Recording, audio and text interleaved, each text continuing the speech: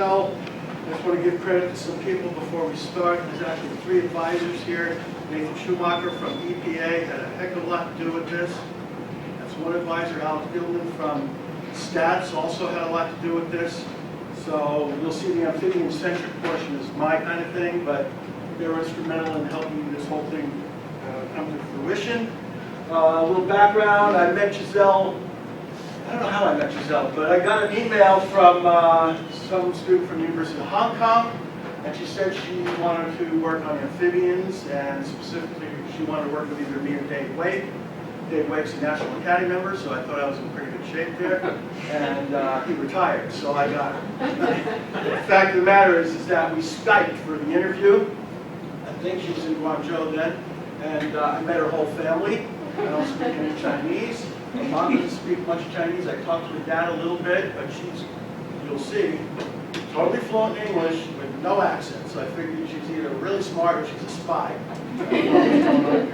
But essentially, I think we clicked, and she came out here, and everything is working out. The fact of the matter is that in 4 years and 1 quarter, she already has received a master's degree in statistics, not a minor, a whole degree. She's supposedly going to get her doctorate in integrative biology any minute here.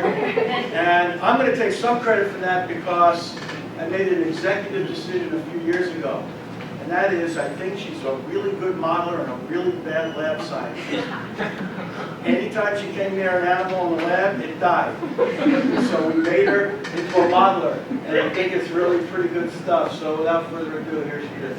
All right, thank you, Andy, for that introduction, and thank you everyone for coming to my defense. Today I'm going to talk about dispersal and metapopulation persistence relationships, the associated uncertainties, and the roles of a changing climate. So we are currently in a time of unprecedented biodiversity decline. So the United Nations estimates that 36% of all SS species are considered threatened, which means their populations are in decline. Taxonomically, this trend is led by birds, amphibians, and mammals, and there's some common causes. Habitat destruction and fragmentation, pollution, unsustainable exploitation, non-native species, global climate change, and emerging infectious diseases. So emerging infectious diseases, EIDs, are diseases that have or are increasing in incidence, impact, pathogenicity, geographic, or host range. Now, EIDs are very important to both human and wildlife populations, and sometimes they have really severe population and economic consequences. So some of the more recent EID scares include avian influenza, swine flu, and the ongoing Ebola crisis.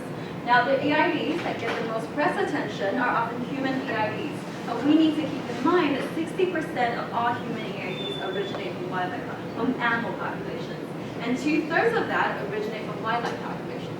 So studying wildlife disease emergence has both implications for conservation and public health. Okay.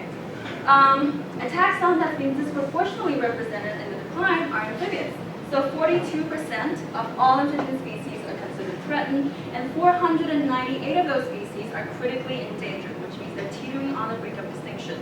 So since the 1980s, since the year 1980, as many as 122 species have gone extinct, and that rate, that extinction rate, is 200 times greater than the background rate, and those are conservative estimates. Now, amphibians share many of the causes for biodiversity decline in general, and the specific influence of these factors and their interactions are often highly species and context specific. However, amphibians are unique. EIDs pose as a primary threat to many populations of many species all around the world. And amphibians do play host to a suite of parasites, and it's been hypothesized it's because they have this dual life stage. They spend time in aquatic habitats, terrestrial habitats, they just encounter more parasites. And also they have permeodermis, which coincidentally serves as the infection or entrance sites for many of these parasites. Okay. The amphibian pathogen that's received the most research attention and has caused the most severe declines is the chytrid fungus, Viterbo-chytrid dendrobititis. So in 1996, Diops in Australia first prompted this pathogen hypothesis for amphibian decline, and very shortly after, chytrid was described. Right now, it's found on all continents where amphibians exist, which is more than 500 species, and it's directly associated with the decline of 200 of these species. Chytrid has an environmental zoospore stage, which is what infects hosts, and on the host, it develops endosporangia, produces more zoospores, releases them into the environment, and so continues that cycle. Now, there's been a lot of research effort on Chytrid and host dynamics, many aspects of which the Velocity Lab has undertaken. We've looked at host traits such as behavior, life stage, population and species difference, and how does that alter disease consequences. We've also looked at the pathogen side of the story, do different strains of Chytrid cause different damage. How does the environment affect Chytrid propagation and pathogenesis? We've also studied these interactions in a broader community context. So if we put host and pathogen in their places in food webs, these interactions change. If we have multiple hosts or multiple pathogens, do they amplify or dilute disease risk? We also study cofactors. How does disease work in concert with other threat factors to reduce amphibian population viability? And we've done this in a variety of settings. We've gone to the field, we set up mesocosm, we study these interactions in vitro, in vivo, in the lab. And these environments are to different degrees of realism. However, so far, the focus has always been on individuals and populations. So what about the metapopulation scale? So metapopulation, as defined by Levin in 1970, the classic metapopulation concept is a set of equally connected populations with independent fluctuations. Now that definition is really restrictive, so it's largely being replaced by Hansky and Similov's definition to refer to a set of populations where one population is at least connected to some other populations. This is a much more relaxed definition. Most notably, we've dropped that assumption of independent dynamics. Metapopulations are often served as the conservation units for field management, and essentially the benefits of conserving species in metapopulations is to put your eggs in more baskets, or spreading the risk. The probability of a lot of populations going extinct simultaneously is a lot smaller than one population going extinct locally. And if one population does go extinct, you have dispersal with nearby populations, so you can recolonize that site. So dispersal is a really crucial process in the metapopulation paradigm. Those benefits are, however, predicated on having independent dynamics. If, for example, two populations are perfectly correlated, if one population goes extinct, the other population is going extinct too. So you don't get any of that risk spreading. Okay. So metapopulation models have been applied to both human and wildlife disease systems. And the focus tends to be on how to manage dispersal between populations. And it's been used to forecast disease spread and to shed light on how we can manage landscape connectivity. So, should we try to study these models for amphibians? And I think the answer is yes, because presently a lot of amphibian species are managed with metapopulations as the conservation unit. And they do lend themselves to that conceptualization. Very often, their habitat is naturally or artificially fragmented, and habitat fragmentation and destruction is still the primary cause of amphibian declines. So that's a larger conservation backdrop we have to consider. And locally, amphibian populations often have these really non-equilibrium dynamics. Their numbers fluctuate from year to the year, and they sometimes blink in and out of existence on the landscape. So maintaining dispersal processes, maintaining colonization processes is crucial to maintain species persistence at the regional scale. And furthermore, amphibians are often assumed to have limited dispersal. And so if you have limited dispersal, you have colonization processes, but if it's limited, you don't get synchronized population dynamics, so you still have the benefits of a metapopulation population. However, recent research has shown that maybe we should refrain from jumping to conclusions too fast, because in general, there's really not that much research on amphibian dispersal patterns. So it seems like we can at least try to use metapopulation disease models to manage chytrid emergence in amphibian systems. And in my dissertation, I addressed two questions: how we should manage dispersal to maximize metapopulation persistence, and two, can we use metapopulation disease models to forecast the spread of chytrid? Now, one approach to forecast emergence of chytrid is to model how chytrid is spread between populations. The other approach is to pre-identify locations where chytrid that are or will be the most suitable for chytrid invasion and establishment. So from experimental and observational studies, we know that chytrid has a really strong dependency on climate. most notably temperature and moisture. So in vitro, we've shown that chytrid exhibits maximum growth between 17 to 25 degrees Celsius, and at higher temperatures, cultures can actually be killed. And it's also sensitive to desiccation. So in general, we think that chytrid is a fungus that prefers cool and moist habitats. Okay. And consistent with that, previous species distribution models based on climatic variables, temperature, precipitation, have received fairly good performance. However, if we want to plan for the future, for the long term, we need to extrapolate these present relationships to the future, and therefore we need to consider climate change, which is predicted to increase disease emergence in general. Climate change is going to change the environmental suitability of the chytrid, and that may cause distributional shifts. Right. So, I'm presenting here today part of the results from my dissertation related to these questions. There are 3 projects. My first data chapter, I reviewed the metapopulation disease literature specifically pertaining to wildlife diseases, see what they have to say about dispersal and metapopulation persistence relationships, and see if those conclusions are robust and applicable. In chapter 2, I simulate the spread of the chytrid fungus in amphibian population and try to see how our assumptions about host dispersal affects our disease forecasts. And in chapter 4, I try to predict how global climate change is going to change the chytrid distribution in the future. Alright, so without further ado, I'm going to start on work in my chapter 2, which deals with dispersal, population synchrony, and metapopulation persistence. So in the wildlife disease literature, Hess was the first one to speculate on disease persistence relationships, and he argues that if you increase dispersal past a certain threshold, disease becomes endemic in the population, it becomes established, and therefore you see that occupancy, the proportion of occupied habitats, drop off.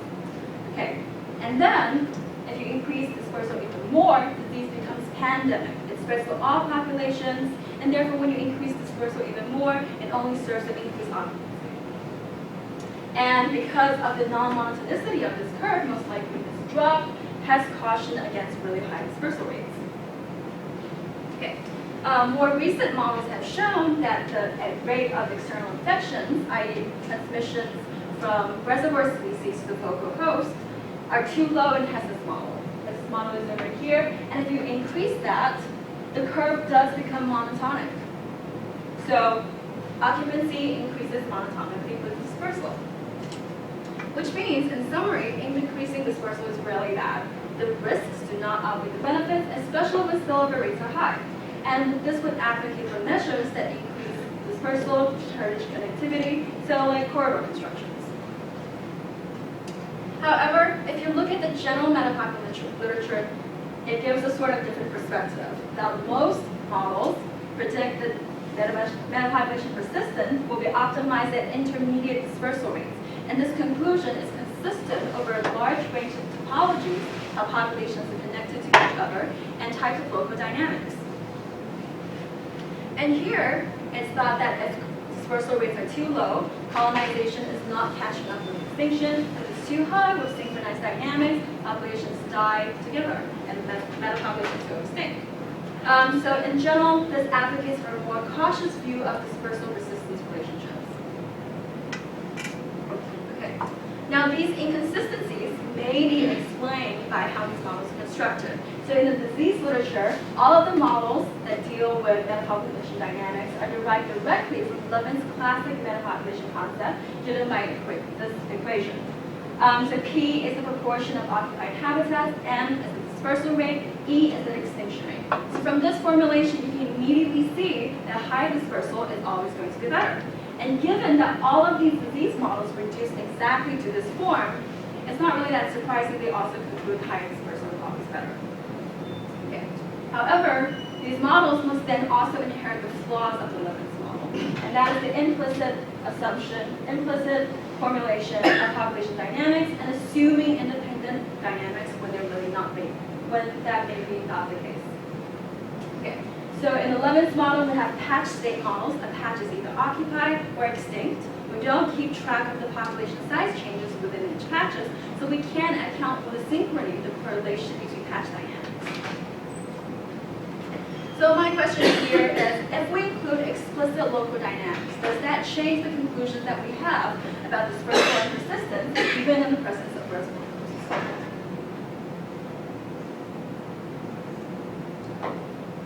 Okay.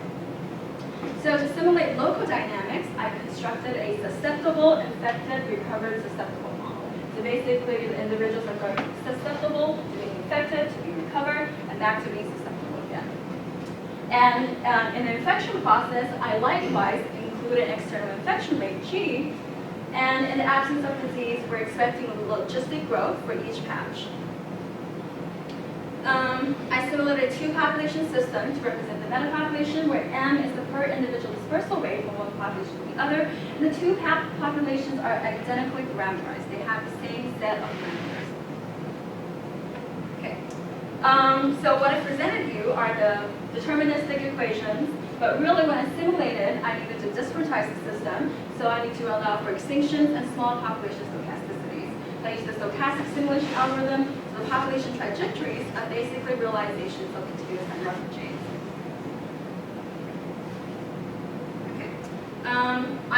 For simulations, I factorially combined a large range of external infection rates and dispersal rates, and for each simulation, I quantified three things. One, the degree of synchrony between the two populations as judged by the variance correlation coefficient, and two, the degree of fluctuation in metapopulation size relative to the mean by the quantity sigma over mu, and also the mean metapopulation persistence time over a large number of simulations. Okay, so here is an example trajectory. So in the first panel over there, you see that the two populations are not yet coupled by dispersal, and we see that the two populations, the red and blue lines, fluctuate relatively independently. And also the metapopulation size, the black line, is relatively stable.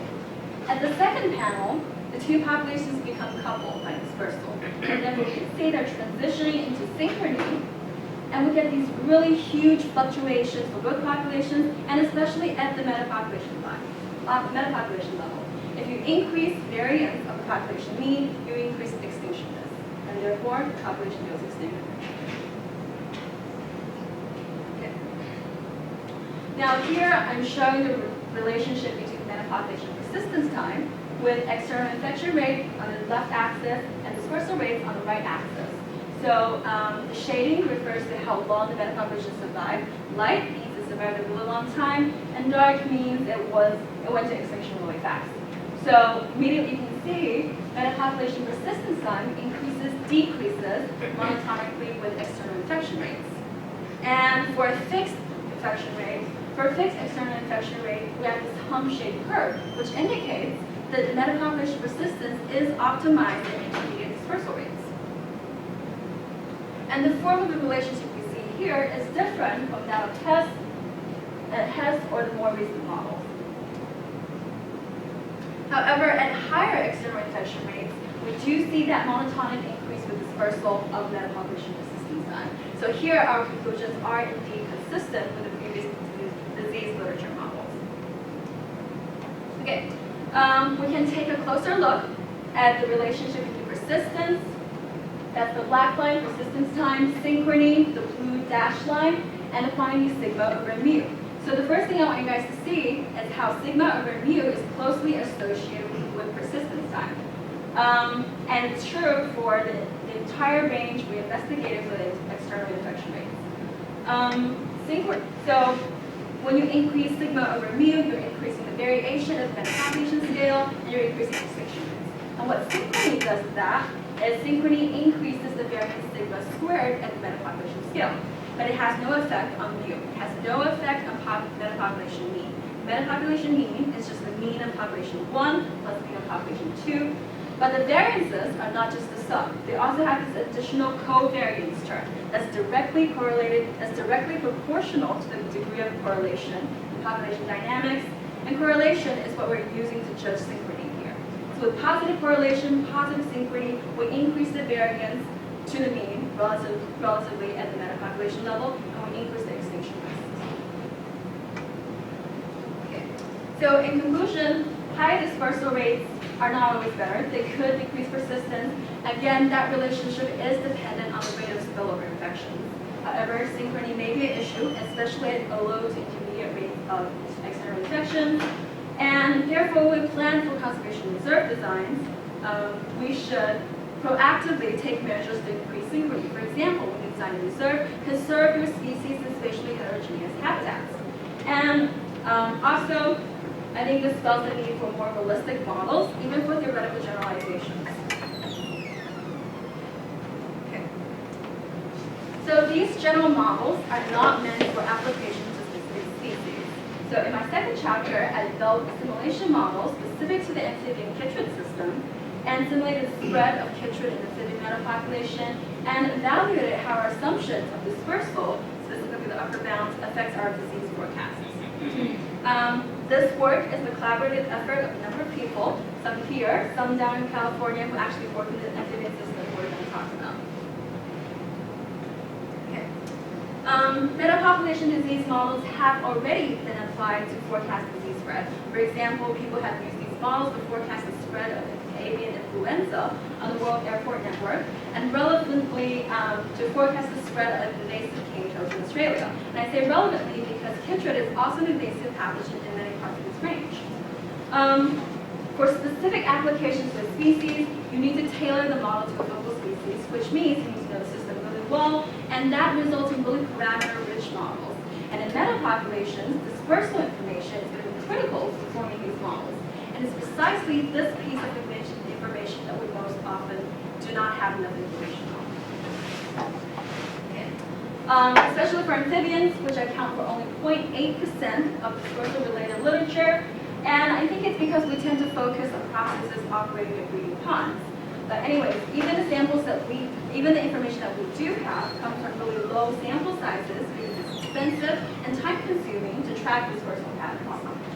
What we do know about amphibian dispersal, though, is that their distribution, the distance distributions, tend to be highly skewed.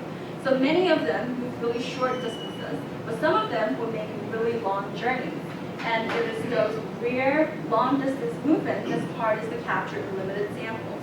You only need one individual to spread disease from one population to the other. So the presence of these long-distance movements and our inability to account for them could undermine our ability to form disease forecasts and preventative management. So my question here is, how does this uncertainty in the upper bounds of amphibian movement affect our ability for disease forecasts? And specifically here, how does that affect our ability to forecast chytrid spread? The system I investigated this question in is that of the mountain yellow-legged frogs and chytrid. So these frogs form the species complex Rhonemus costa, Rhonemus sierra, and they occupy these high elevation lakes in the Sierra Nevada in Northern California. Now, chytrid was discovered in museum specimens of this species from this region as early as 1975, and it's been thought that chytrid is responsible for the major decline seen in the 90s of the species. More recent spread into naive areas has been documented by Riedenberg et al. 2010, and typically conservation management in this region focuses on populations within a single watershed, which is thought of as forming a metapopulation. Right. So prior to the introduction of chytrid into this region, there are approximately 42 amphibian populations, and in the year 2004, that's about 1,800 adults. So 2004 is the year immediately prior to chytrid's introduction, and after chytrid was discovered, it spread into most of these populations, which are now mostly extinct. Okay, so we built a spatially explicit model in Hexham. I should talk a little bit. So the landscape we use for this model is an area where chytrid has recently spread into, Barrett Basin, in the Sierra Nevadas, Northern California. We built the spatially explicit model in Hexham, and we discretized the landscape into these little individual hexagons. So each hexagon is about 90 square meters in area, so we're at a fairly high spatial resolution. Okay. Specific interactions between the host and disease. So we basically replicated a Briggs et al. 2010 model on the same species. We replicated the host life history, all the disease dynamic, and we formulated this explicit zoospore model. So in this model, we're keeping track of how many zoospores are in the pond, and we depending upon the environment and on individual hosts, an exchange process between these two entities. What we've done here in a spatially explicit model is to localize these interactions into individual hexagons. So we're creating spatial heterogeneity in the distribution of those words and individual hosts. One of the major differences that creates is that in our model, those for encounter rates, contact rates are emergent properties of the host density, host movement, and the landscape itself. Whereas in the Briggs et al. Model, it's specified, so it's basically uncoupled from host densities. And this is a really important quantity because this determines if disease persists in a population in an endemic or an epidemic state. Also, our model accounts for between population movement processes, so we use this model to forecast disease spread.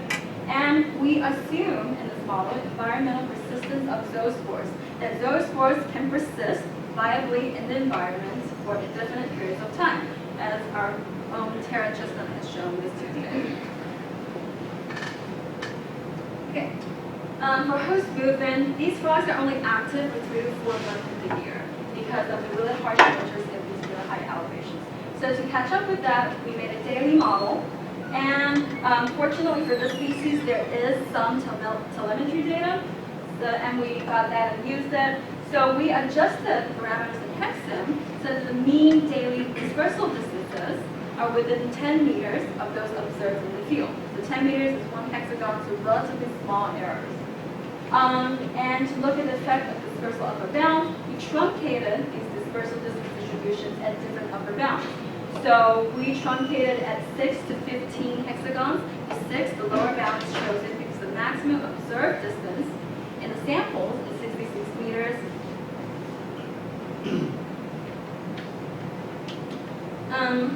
There are several ways we can provide a disease forecast.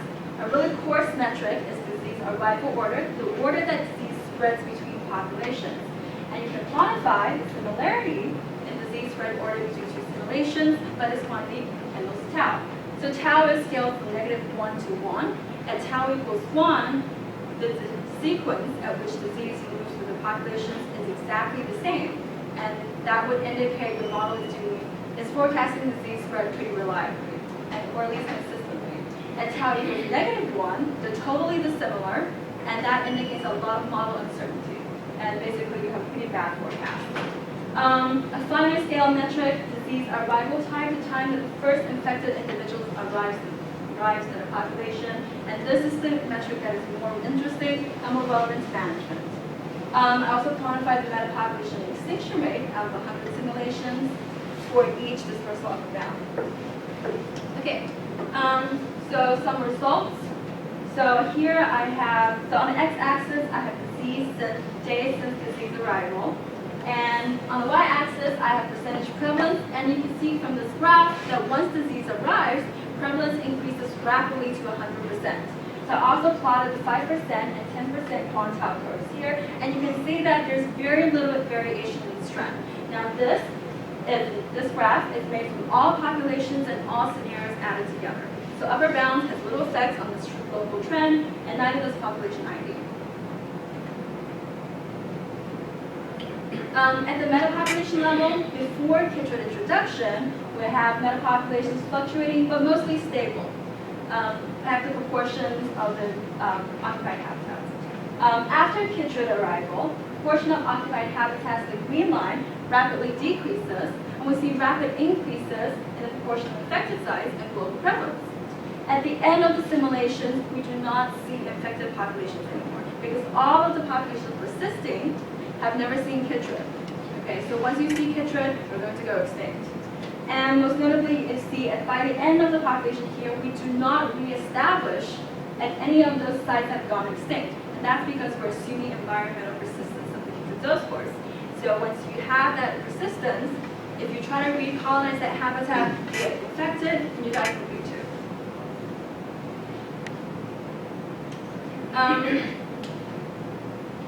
Now, the effect of dispersal upper bounds turns out it has very little effect on disease arrival order.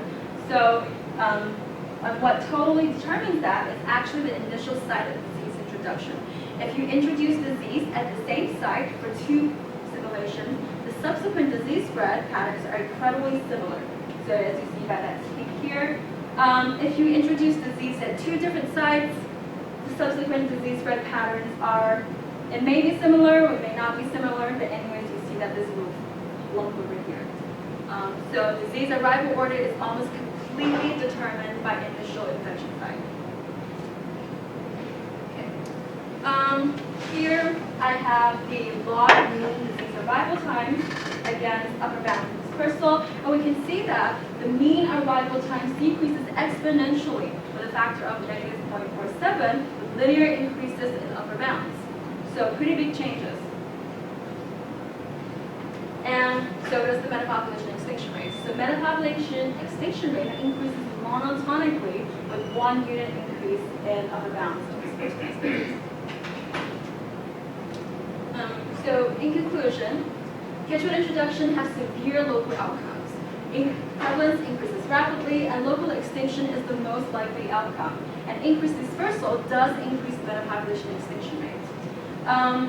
So here, when we assume environmental persistence of zoospores, when you spread the pathogen, it's like we're contaminating the landscape, and that contamination does not go away. So those empty sites are unavailable for recolonization. Now this is consistent with field observations. If a population has gone extinct because of Chytrid at the site, that site is not reoccupied, and if you try to reintroduce frogs into that site, they quickly die of Chytrid infection as well. Okay. So since we don't have this recolonization process, we're losing a really big part of the metapopulation paradigm. So it's questionable how that concept is going to help us here. What's more practical is probably to focus on local survival first. And one way to do that is to augment the host, the frogs, with microflora with antifungal peptides to boost their resistance to Chytrid. Okay. But ideally, we want to start management before disease has gone through the landscape, so these metapopulation models will still aid in disease forecast. Okay. Our assumptions about the upper bounds of dispersals don't really affect disease arrival order. However, they do have a significant impact on disease arrival time, the finer scale, and the more relevant metric. So for management concerns, I think one thing we can do is to pre-identify locations where Chytrid might be introduced, or increase surveillance, try to catch it in the early stages. The other thing we could do, definitely, is to increase research effort on dispersal patterns, because this does matter a lot in terms of disease forecast.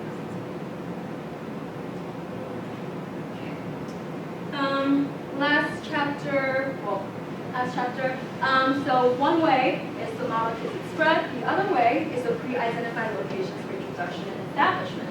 So my last chapter deals with projecting amphibic Chytrid occurrence based on scenarios of future climate change.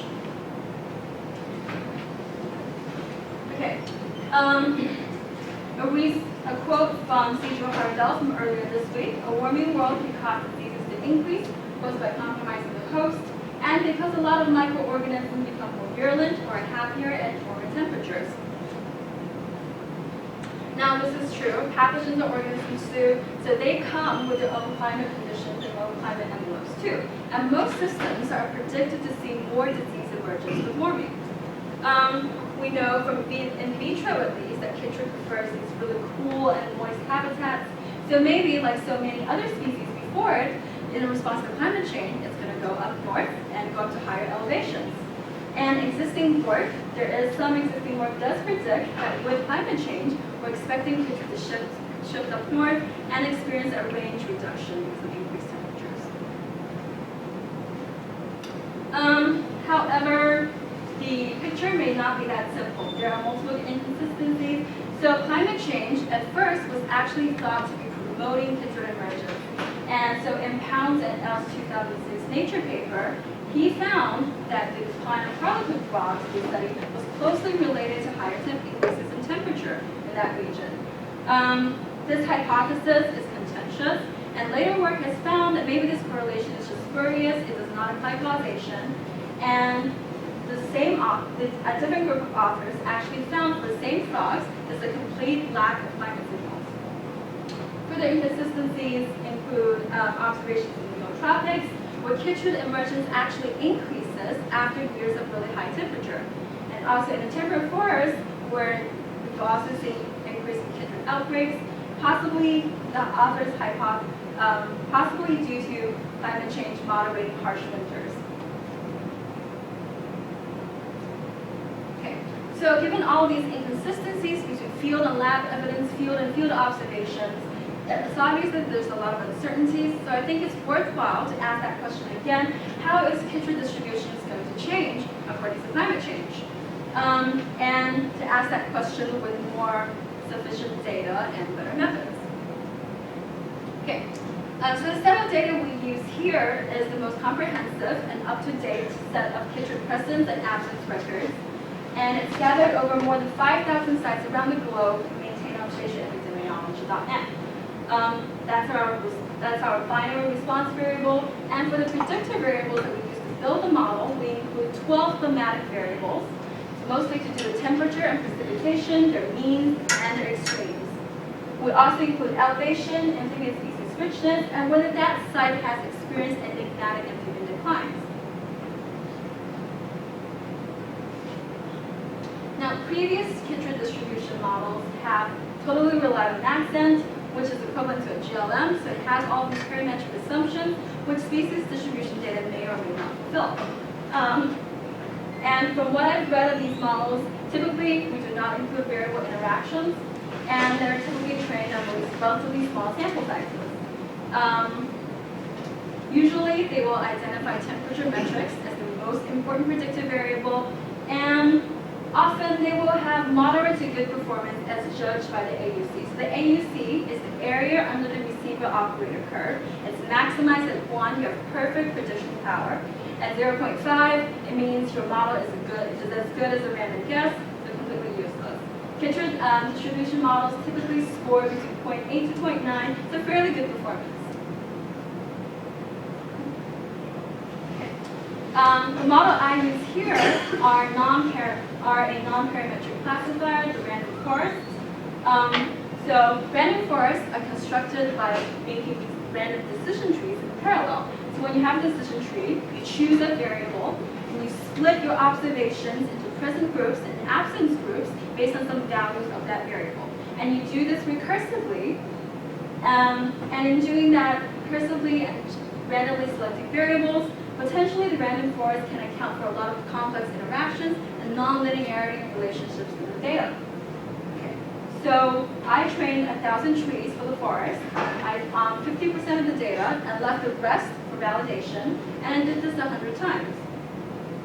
The validation metrics I choose here is number 1, accuracy.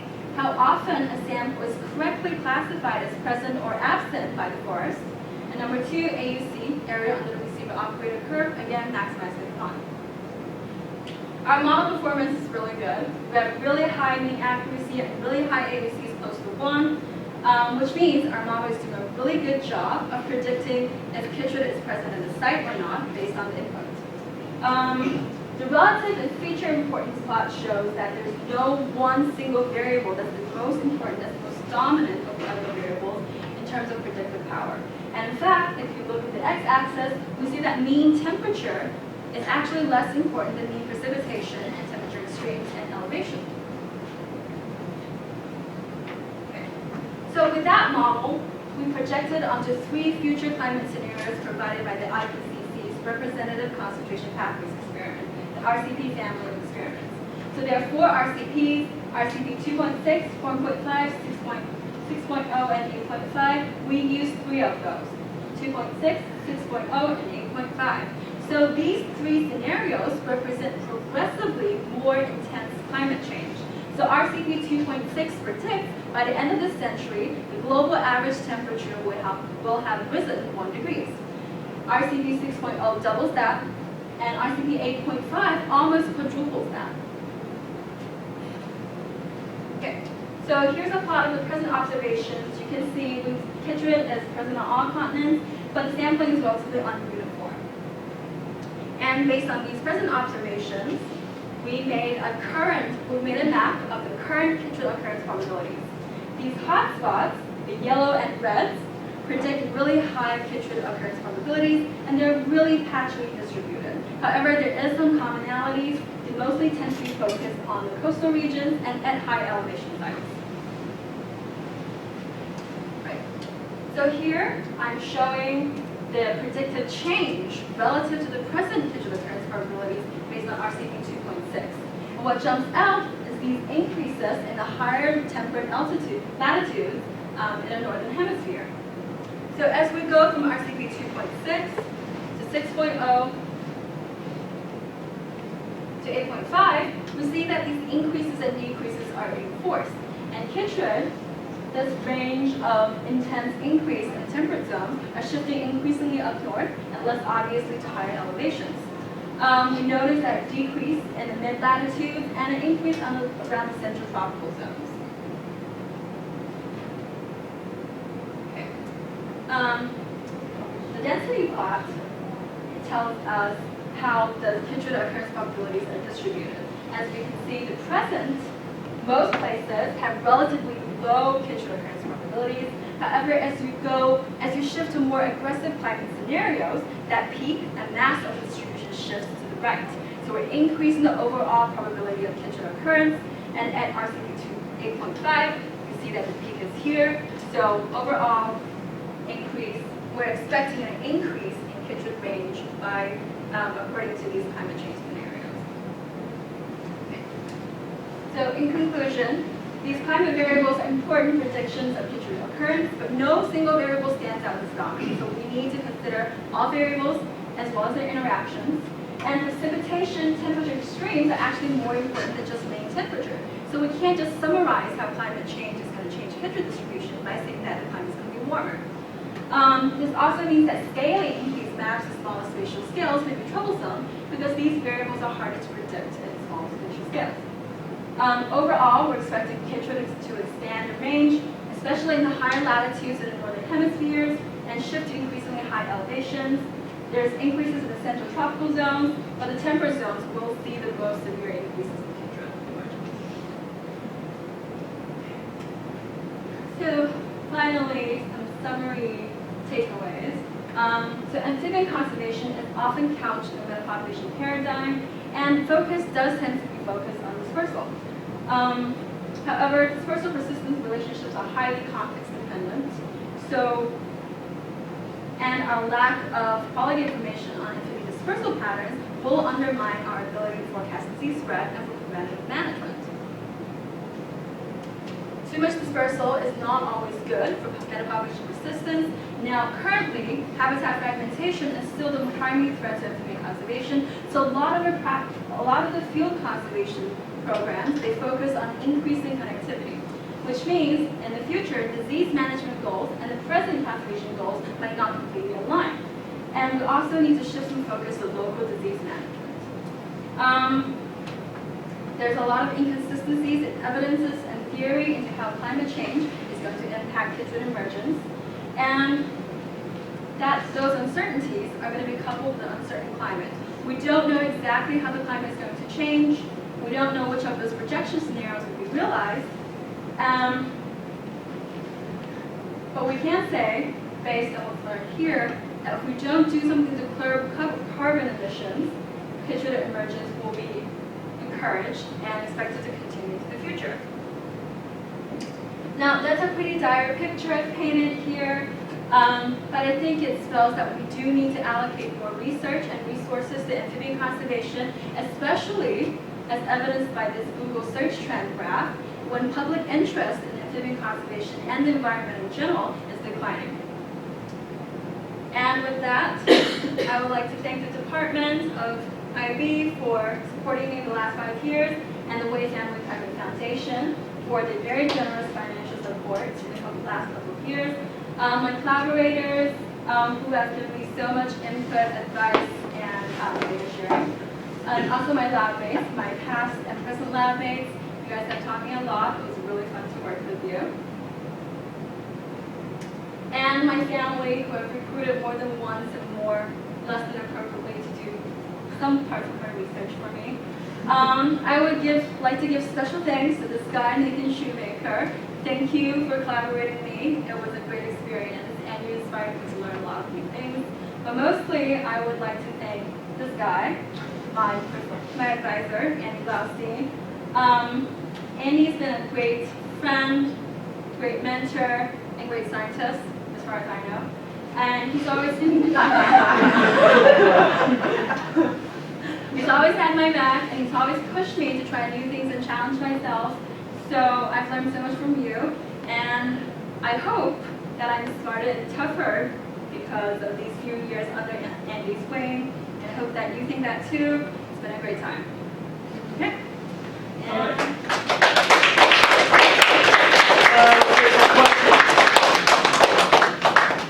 You gotta have at least two, or we can't go in. you need. So very impressive work. I'm very sort of awed by the first two chapters that I didn't know very much about in particular. But my questions are sort of behind the scenes. Did you play around with more complex models?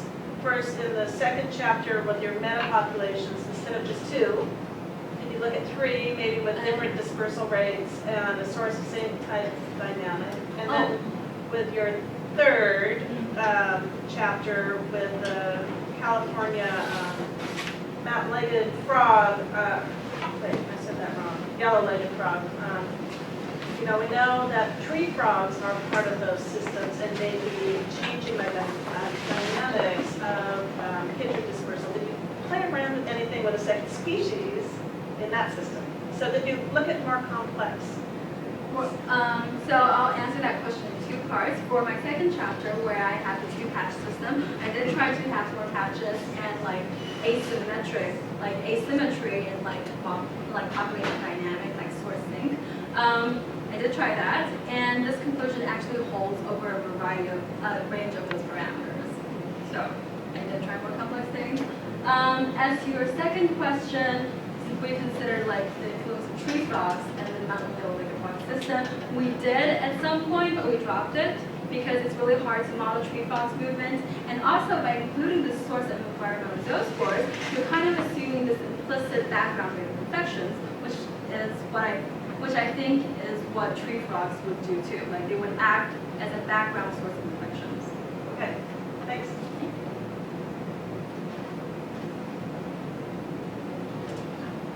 That was two questions. So do you have any plans to try to see how portable your simulation model might be other systems with the other 5 species and different fungus? Other frogs, different fungus. Just different locations. Different locations. I don't see why not. But again, these are incredibly parameter-rich models that are tailored to the focus species. So to port these models to other species systems, you would need to have the same amount of information for those species. Just add money. Yeah, just add money. Ms. Giselle, so since you're using a MaxN model with a set of variables that you input in, you said you talked about maximum temperature, minimum temperature, mean temperature, and some of the precipitation variables. How did you choose which variables you wanted to put in? Did you use everything you had available to you, or did you pick and choose between what was available? Well, I mostly look at the previous literature and see what they identified as the important temperature and precipitation metrics, and I use those. And then, of course, if you want to project in the future, you can constrict it, but what the IPCC actually gives you for those future projections. I chose those and see what the IPCC narrowed down and came up with these 12. Any others? And where are we going next? We're going to Quarterly 3029. 3029 for the community. All right, thanks a lot, everybody. All right, thank you.